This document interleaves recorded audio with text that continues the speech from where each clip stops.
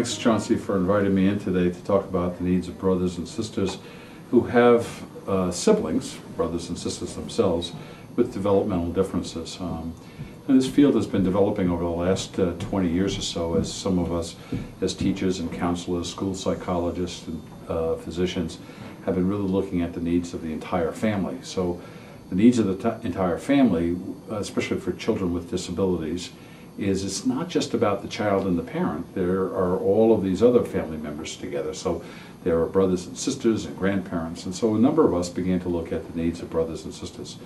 From a great deal of research, we know that, and part of it just makes some natural sense. You know, what do we get from brothers and sisters? First of all, we have a lifelong relationship with our brothers and sisters, a relationship that lasts much longer than, hopefully, even between the child and the parent. And genetically, there's nobody closer to us than a brother or sister.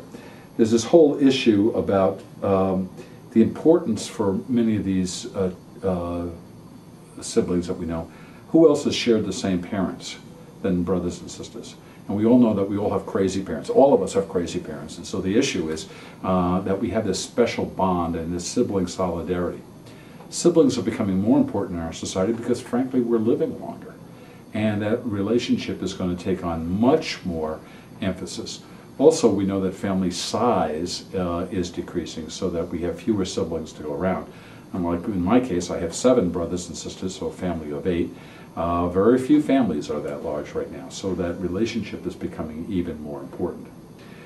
And so in the whole issue of siblings, we began, and I mean myself as well as a good 20 or 30 researchers around the United States, began asking brothers and sisters who have siblings with developmental differences, what are you concerned about?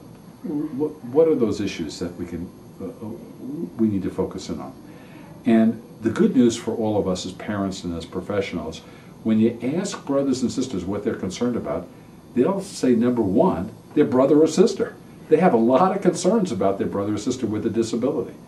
So that's the first thing that they talk to us. The second thing that they talk to us about is their parents, and making sure they've seen parents in lots of different situations, and they're concerned that whatever they do are supportive to their parents, not hurtful. Then the third issue is themselves. Like, why do I feel this way about my brother or sister? Or I have this love-hate relationship. Is that normal? Now, all of us who are brothers and sisters know, of course that's normal. That is very normal to have that relationship of love-hate, and what Bob Persky described as the robust sibling relationship that we need to have. The fourth issue is, what about my friends? How do I tell my friends about my brother or sister? And how do I deal with friends that might be making fun of them or bullying my brother or sister? How do I deal with that? The fifth issue is the community. What about school, the community? How are my brother or sister is going to be accepted into the community? And then the sixth major issue that siblings have is all about the issue of adulthood. Am I going to have a brother or sister, a child with a disability because my brother or sister has a disability? How am I going to care for my brother or sister when my parents are away? What are my expectations for myself, or the expectations my parents have for me as my brother or sister gets older? And so those 6 issues have become what we've been looking at in terms of how do we take those concerns, well documented, and start to provide a set of services and support to brothers and sisters. And then, because we only have a few minutes here, just let me give you the top major needs that siblings have. By parents and professionals, they need to be recognized and respected as an individual. No comparisons back to the child with a disability. Well, you're the A student and your brother has an intellectual disability. None of that. They need to be recognized for who they are, not always and constantly in comparison. They need positive affirmation that parents understand and respect the mixed feelings that they have about having a brother or sister with a disability. And it is only normal and natural to have those mixed feelings. They need honest and direct information, as much as they can get, about the child with a disability. What's this about the disability? So often they're ignored from all of that information, and siblings are hungry for it. I would say to parents, don't worry about giving them too much information. They'll take and learn what they're ready for right now. You should err in giving too much, not enough, as long as you're not frightening the child. And many siblings ask us, can you teach us to be effective in terms of playing with my brother or sister, or I know I should help him with his homework, but I don't know how, or I want to help my parents with his dressing, or whatever. Depends on the disability. But a lot of siblings are asking us for ways to help. So they want an educational program so that they can be involved in the care and treatment. And again, it depends on the level of the disability. And then the final need that many siblings talk to us about, not their concerns now, but their need, is a way to express their feelings in a non-threatening manner, and a way that is natural to their environment. So whether it be, in some cases it might be a counseling group, in some cases I know this wonderful sibling group that went bowling on a weekly basis, and it was kind of funny. They talked mostly about bowling, but they were all there because of the siblings, and they all talk at great length about how that helped them cope. I don't think it helped them with their bowling, but they were having a good time, and that's what mattered.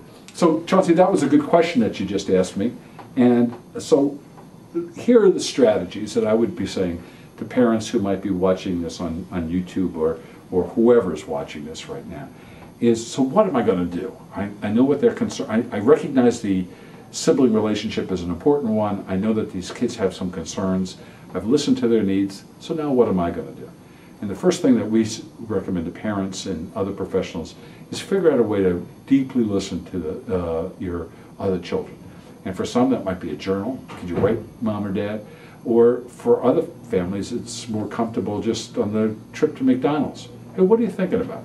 Have you ever thought about your brother in this way, or can you tell me about that? Now, some kids will tell you, others will say no, but opening up that door gradually. And one of the ways of listening to might be to share, hey, have you ever felt embarrassed about your brother or about this?